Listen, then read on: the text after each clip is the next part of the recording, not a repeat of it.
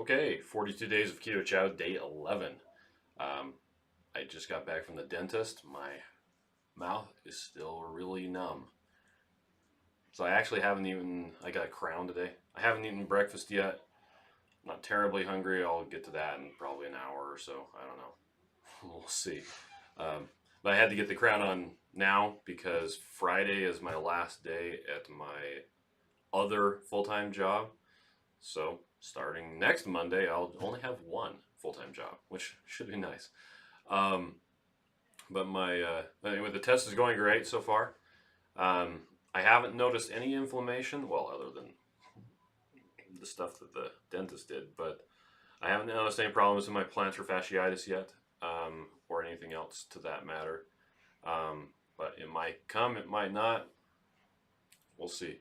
And that would be by virtue of the polyunsaturated fatty acids that I'm getting right now. My blood ketones are going up quite a bit. On my blog, there's sorry, it's kind of hard to talk. There's a picture just showing a graph of my blood ketones. I got up to 3.2 millimolars per deciliter last night when I tested them, which it's getting pretty high. To be in a state of ketogenesis, I don't know if I described that earlier, but you really want to be in the Dr. Finney and Volek say like 0.3 to 3 or something like that range. But really, if you have more than 0, then you're producing ketones, which means you're burning ketones. The higher the number goes, up until you get to ketoacidosis, but that's a different matter entirely, usually the better, because your brain will burn ketones preferentially, and it's almost like a linear uptake. So the more ketones you have, the more ketones there are for your brain, and your brain leaves other stuff for your other cells to burn, but it really likes ketones. So having a higher ketone level, especially if you're doing a ketogenic diet for epilepsy or for Alzheimer's or some other therapeutic where you need therapeutic levels of ketones, having a higher level is better. And it's just kind of interesting that having using the oil with the insanely low net carbs that you can get per day using oil with Keto Chow, it really helps out with the ketone levels. Anyway, ketosis versus ketogenesis. I don't know if I've described that before. Ketosis is the state of burning ketones, just as glycolysis or glycolysis, however you want to pronounce it, is burning glucose, and lipolysis or lipolysis. Once again, I don't know which pronunciation is correct, but I did pronounce pronunciation correctly there, though. I don't know which pronunciation is correct, but yeah, ketosis is burning ketones. Now, ketogenesis is the act of producing your own ketones. And that's where you want to be on a ketogenic diet, is in ketogenesis. Being in a state of ketosis is, well, you can do that with exogenous ketones. And exogenous ketones are artificial ketones that you're taking that are coming from outside your body. There are a bunch of popular products out there like Keto OS and things like that, where they're marketing as this wonder diet that you can eat whatever you want and just drink this stuff and you'll be in ketosis, and you can prove it by peeing on a stick and it turns red or purple or whatever, and look, there's ketones in your blood. Yeah, well, yes, there are. They're coming out of your blood because you're not using them and going into your pee. So it makes for really expensive pee. Now, there are instances where exogenous ketones from outside the body again, could be helpful. Once again, that's when you're dealing with things like Alzheimer's or epilepsy, where you need to keep your ketone levels high. Not just, if you're trying to lose weight, having crazy high ketone levels isn't necessarily a good thing. And using external ketones does absolutely nothing for you as far as losing weight.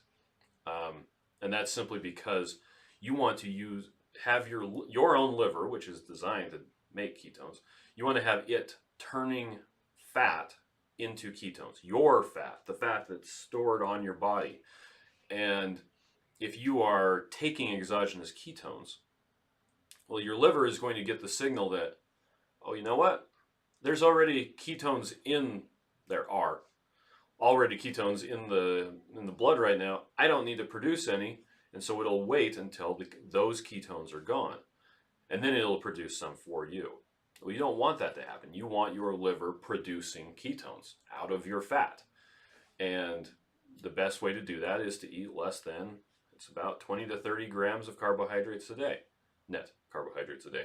Well, there's some discussion about whether it's net or total, but it seems like for me, when I'm hitting 1.4 grams of net carbs a day because I'm using oil with my Keto Chow, holy cow, my body produces it like crazy.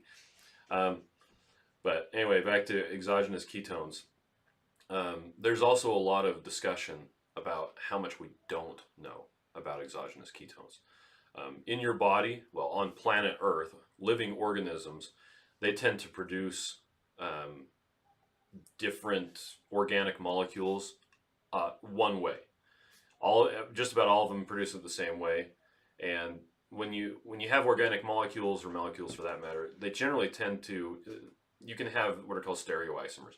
You can have a right-handed one and a left-handed one, and they're a mirror image of each other. It's got the same chemical makeup, but one fits into life processes and the other one doesn't. And when your liver makes ketones, it's always the one side. It's always shaped the same way, and your enzymes know what to do with that, and everything is fine. When you're making them in a lab, instead you tend to get both. You'll get one side and the other side. Well, we know what to do with the one side, may or may not know what to do with the mirror image of it. And so the problem is that we don't know what that does to the body long term. There are some studies that indicate that there's a buildup of those ketones in your cell walls. Some of them do get used. They've done like radioisotope tagging of the carbon to see if it gets exhaled, and some of it does, but we just don't know. And so, is there a buildup? Is there not a buildup? Is it good for you? Is it not?